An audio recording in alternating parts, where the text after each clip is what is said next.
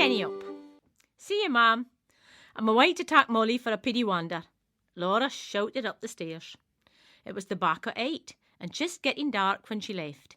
She decided she was going to pass through a new bit o' the hills. She'd noticed a piddy loch on one of the hills, so she gaed to have a look. Molly decided it was the perfect spot to have a drink and began to lick slowly for the puddle. All of a sudden she shot back. Laura cautiously stepped forward to see what it was that bothered her dear old Scotty dog.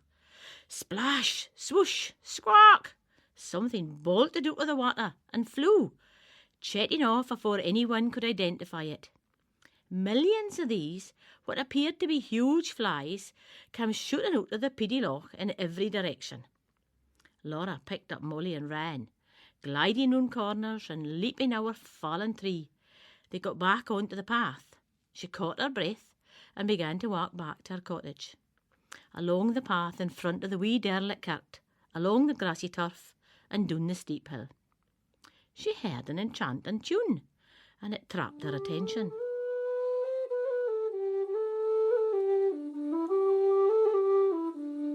She couldn't spot where it was coming fae, but she searched determinedly, setting down Molly. Then she noticed something strange. A series of seals were all watching a piddy fellow playing the flute. He was sitting on one of the blocks of the Churchill barriers. Laura had no need to go anywhere near the barriers, but she couldn't help but to go and see. It was such a lively tune that even Molly was getting excited. When the wee man noticed Laura and her Scotty dog, he stood up. Aye, aye, what like? I'm Kirsty Drever. Nice to meet you. His voice was rhythmic and soothing. The water became still, and the seals moved away for the circle that they'd created, about 20 of them. Struggling for words, Laura shrieked, No bad, you shrill. I'm Laura Bain, and this is Molly. And she gestured to her piddy pal. Chris petted Molly so gently and lovingly. He didn't look like the average person. It was an abstract beauty that shone face. Laura tied Molly up to the metal railing on the barriers and sat down, watching the seals dance to the magical tune. She became so engrossed she wanted to join them. The sea was a different colour than usual, still icy blue, but it had pink, purple and orange running through it, a scene Laura could watch forever. She suggested joining them, and Chris, he was keen for it. 1, 2, 3, and they jumped, splashing at exactly the same time. Hours they spent dancing in the water, playing and petting seals, and when their trust grew strong enough, Chris led her deeper and deeper into the abyss.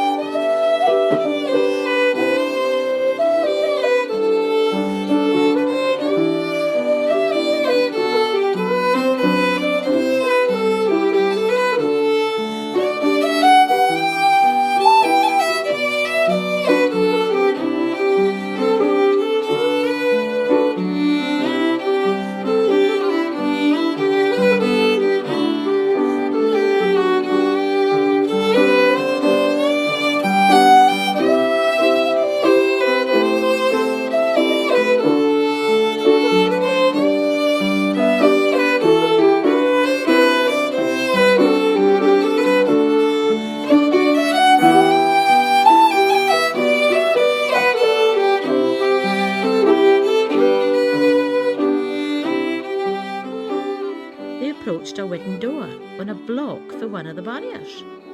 Laura began to get short of breath, and her veins filled with panic and curiosity. Chris sensed that she was losing trust, so he opened the door quickly, dragging Laura behind him. Laura began to pant. The same enchanting music could be heard, but this time it was louder and clearer. There were more instruments, a harp, a fiddle. What is this place? Where are we?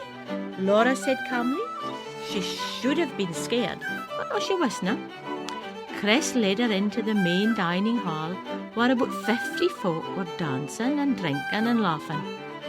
Laura couldn't believe her eyes. The hall was magnificently painted with fairies, trowels, and those same large fly things. She looked ahead her and above her, and she saw the most beautiful painting. It was a shoreline she recognised. Dingasawi. Mermaids sat on the rocks while people played instruments and seals swam around. Welcome to Tennyop, Chris shouted over the music. She was overwhelmed by the magical beauty of this place. She pointed to the painting of the flies and asked what they were. Chris informed her. They are the most mischievous creatures you'll find in Tennyop. They're called nymphs, the most commonly seen creatures by you humans. However, most folk think they're just flies. Us humans? Laura said frantically. If you're no a human, then what are you? I thought you realised. I'm sorry. A guilty look layered over Chris's abstract face. A selkie. Laura looked dazzled. She watched everyone else in the hall dance and realised that they all had similar faces. She looked at all the paintings again and realised the people playing the instruments and the seals have similar characteristics. I can't believe I didn't notice it. I kent you and those seals had a unique bond. Aye, I thought you would. But no you ken, would you like a tour? She agreed, and he spent almost 3 hours showing her round just a small village in the heart of Tennyop. The streets were glorious, candle-lit streets, cobbled streets, and magnificent displays in shop windows of clothing and skin polish. By the time they'd finished their cup of tea and slice of cake, Laura decided it would be best to stay the night. Chris slept on the sofa with a thin, crisp blanket and an oval cushion, so Laura could sleep in his bed. She dreamt all night about the wee nymphs and the selkies. The tune played over and over while she relived her day through her dreams. The view from the top of the hills, the sunset while they watched the seals dancing, and the reflection of the moon on the water before they gaed for a swim. It was the best night's sleep she'd had in years.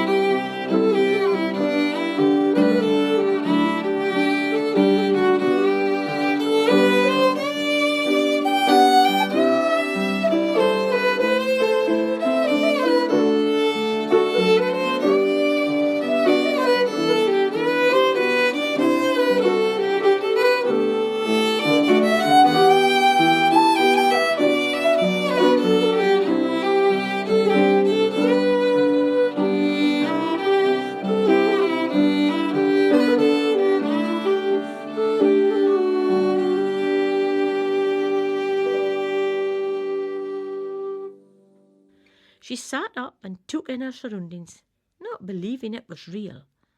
The red velvet curtains and the round door frames.